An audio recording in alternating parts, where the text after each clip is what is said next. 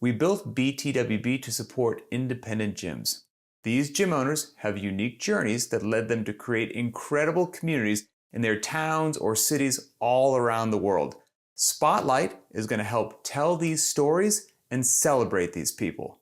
All right, man. Welcome to another episode here. Good to get to know you, Ken. Hi Pat, you all right? And it's all good over here. And so are you the owner or part owner of Ridge CrossFit? How does that work? Yeah, that's right. So it's myself and my wife Susan that own the gym. So yeah, we started it just under 18 months ago actually. So Okay. yeah, we've been going for that. And I guess depending upon where you are in the world watching this, but our viewers in the United States might detect a slight accent. Where are you coming from? That's right. So we're in the Scottish borders. So we're just a few miles from the border, the Scotland-England border, about 40 miles south of Edinburgh. So there's a lot of Americans that came over for Rogue in November. So we're just about an hour south of there. So yeah, so we're not there. It's quite a small rural kind of area and stuff, but it's nice. It's a nice part of the country. Man, I'll tell you what. I went over for the Rogue Invitational, last year in 2024, and that was my first time ever to Scotland. I'd never been there before, and landed at the airport. I got a taxi or an Uber or whatever it happened to be, and got in, talked to the driver who was actually, I'm sure a local, told him where I needed to go, and for the next 3 or 4 or 5 minutes, he talked to me in the car, and I had no idea what he was saying in any way, shape, or form. You get the further north you get, the harder it is to understand them. Even we struggle. All I could make out was it seemed like every maybe 11 to 12 words he would like drop an F-bomb and then he would just move on. That was the only word I could make out of everything. It was fantastic. That sounds about right. It's always a term of endearment though when we swear in Scotland, so it's it's never a bad thing. Oh man, but I tell you, like, again, had never from having never been over there, what a gorgeous country. And um as part of the invitation, not to get off topic, I had to try a couple like local Scottish foods on camera, and one of them Yeah, being haggis. that's right. I saw that right enough. It was delicious. It is. It is. It's good in a pizza. You should try it on a pizza. Oh, really? With a Oh, pizza? absolutely, absolutely. That might cause a bit of divide, but yeah, absolutely on a pizza. Okay. All right. I'm gonna have to try that next time. So tell us a little bit about your gym and your members. Is running and owning the gym your full-time occupation? Do you do something else? How's that work? Yeah, so it is part time for us. So I actually have a roofing business as well. So Okay. that's my day job. And I've coached various things for a number of years, but I've coached CrossFit for nearly 5 years now. So I did that other facilities and things, and then finally got my backside into gear and got the ball rolling for our own facility. So as I said just before that been open just under 18 months now.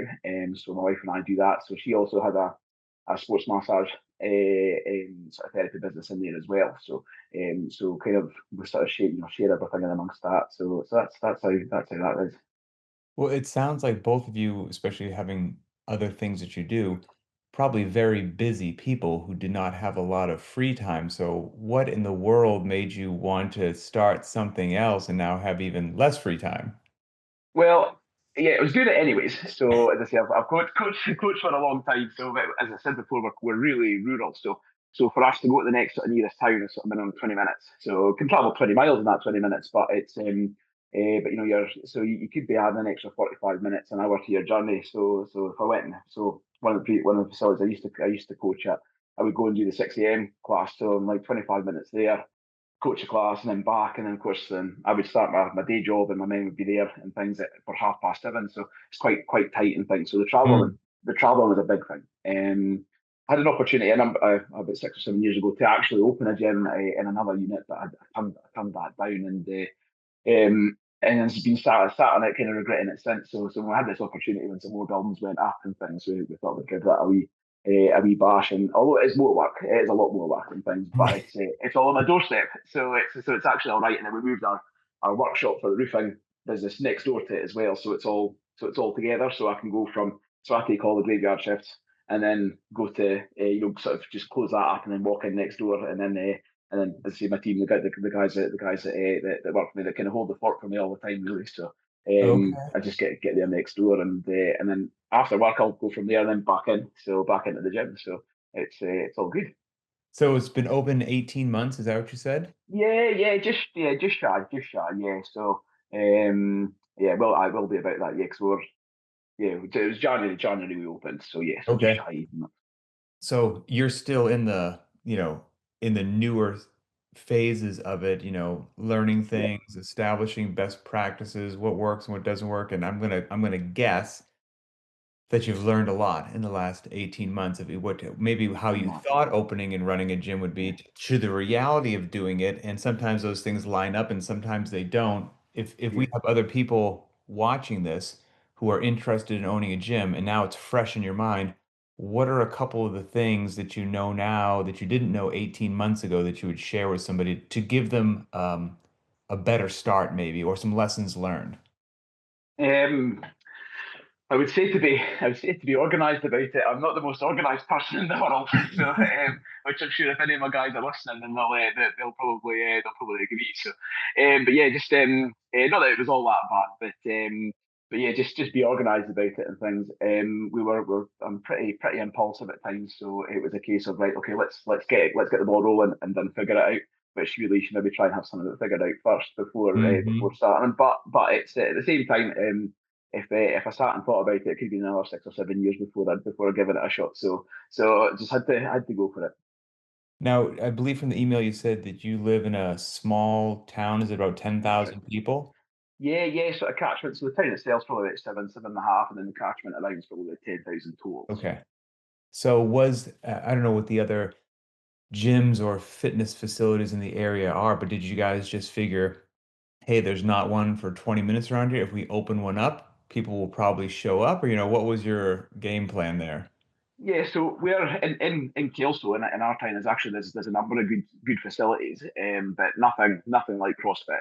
Okay. Um, and most of those guys were quite supportive of us because everyone knows everyone in the kind of small town, and so they were quite supportive, or most of them were anyways. And because it was so different, if it was another commercial gym, a global gym where we're going to open up, there's two of them already, so that might have not been as good, but.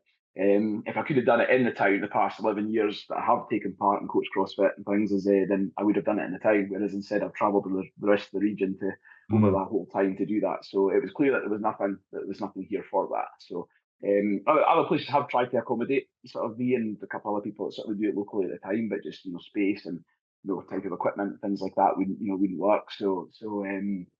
So yeah, but no, get on well with most of the other guys and stuff, and we're all sort of supportive of each other. So that's good.